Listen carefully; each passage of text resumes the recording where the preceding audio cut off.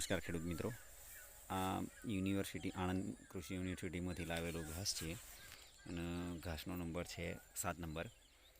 આ એક પશુપાલન માટેની સારી એવી ઘાસચારા માટે સારું એવું છે અને આ તમને ઉપલબ્ધ આણંદ કૃષિ યુનિવર્સિટીની અંદર મળી જાય છે.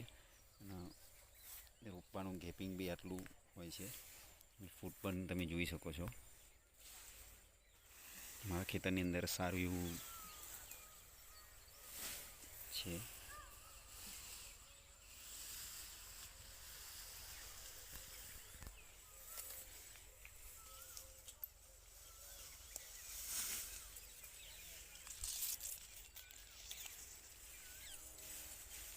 ગ્રીનરી લીલું પણ સારું છે.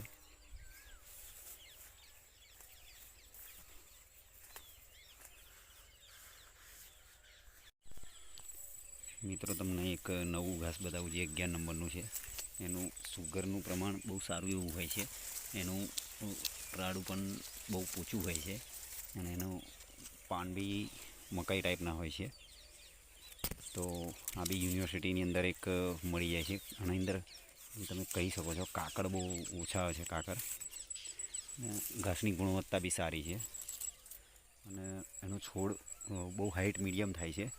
એનો છોડ બી ઘણો ફૂટ નીચેથી ફૂટ સારી એવી આવે છે. મેં સાઈડની અંદર એક પ્લાન્ટ રોપેલો છે. એક બીજો પ્લાન્ટ છે જેની ફૂટ પણ તમે જોઈ શકો છો.